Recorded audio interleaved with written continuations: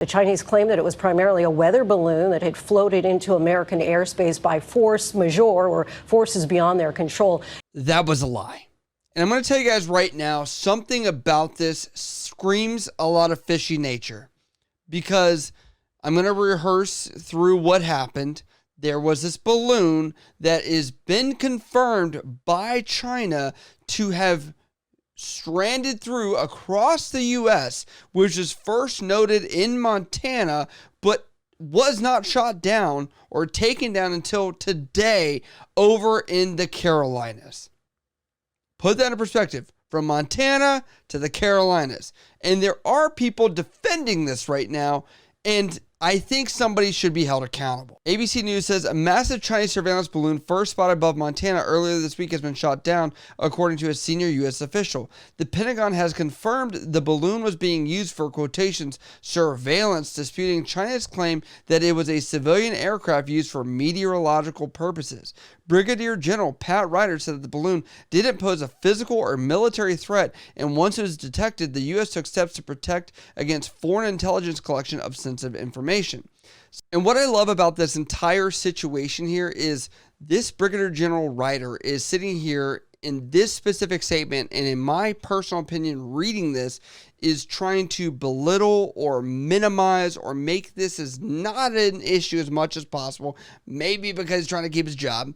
But I will say he's trying to minimize it because, yes, there is never going to be a physical, harm of having a weapon pointing down on U.S. territory from one of these, because it's literally a balloon in the sky. But that is not the issue that anybody here should ever be concerned about. It has been known that something like this is gathering intelligence, is gathering, signal intelligence, possibly could be some kind of image intelligence, stuff like that. They understand that this is a passive attack. This is not a, trying to drop something on American soil, but this is very much about the intelligence that has been gathered, and, trying to minimize it to this is just baffling to me, because it shows that there are holes, that there is, for some reason, nobody accounted for this. And what we're talking about is nobody did anything, and allegedly the Alaskan military forces saw this but did nothing about it and didn't track it or pick up on it again until Montana. How many thousands of miles did this balloon go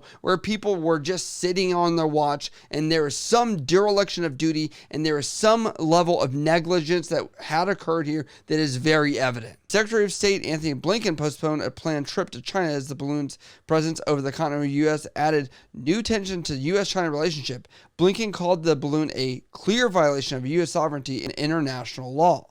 You didn't annotate this until it was over Montana. How many states, how many other things that are between Montana and where China is at? We're talking about, we have stuff in Alaska, Washington State, we have Hawaii, we have California, we have all these things.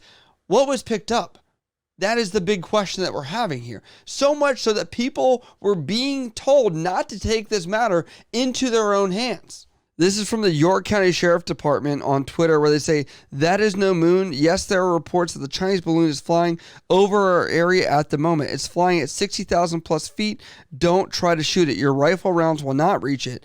Be responsible. What goes up will come down, including your bullets." I do commend them for having to make this statement, because there is some idiot out there that probably would do this. And I understand that the military, according to President Biden, was saying, we'll take care of it. That was what went through the headlines.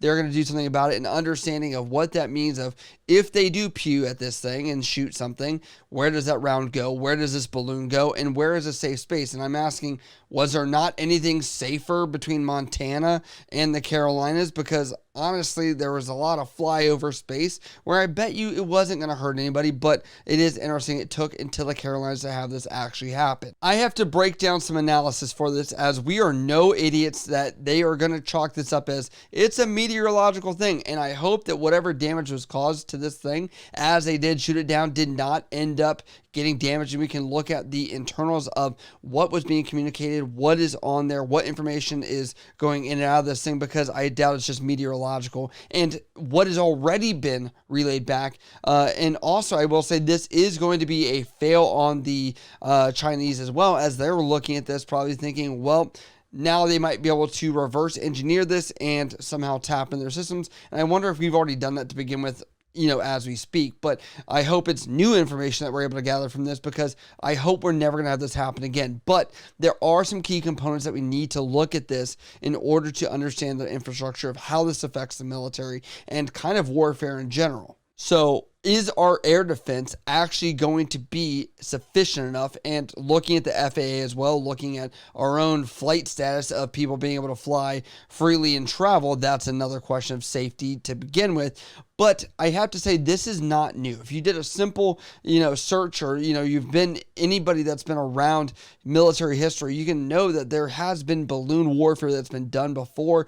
And this is typically done for surveillance and reconnaissance, and is no secret. And this is probably them just looking at other ways that they can do that. And, it's the easiest cover story to say that this would be some meteorological device, which I would say is not something that even the U.S. is afraid to say as well. As you guys may have remembered, only, a couple months ago, that the Iranian waters had these meteorological sailboats which were captured, or one of them was, and eventually it appears that it was destroyed, because I'm assuming the U.S. military knows that there's more intelligence and more of a cyber warfare, risk of keeping it in the hands, even if it was a meteorological device, which I'd say is still just a great cover story. And it does seem a little bit of a contradiction where you have the Secretary of State saying that they're no longer going to go visit China because this is an attack or a violation from what we're going to see from a State Department level. But then this brigadier general is coming out here saying that this is just a, nothing burger, and they've stopped it from collecting data and things like that. And so there is electronic attack, electronic, warfare, that you can scramble data that is being transmitted to this. But I think we have the technology to make sure that we could possibly, balance out the attacks from this. I just don't think that maybe the U.S. military or the State Department or any of these entities that are out there were thinking that they would go back to some kind of balloon warfare, as I think this is a novelty idea and it doesn't actually have a lot of practical use.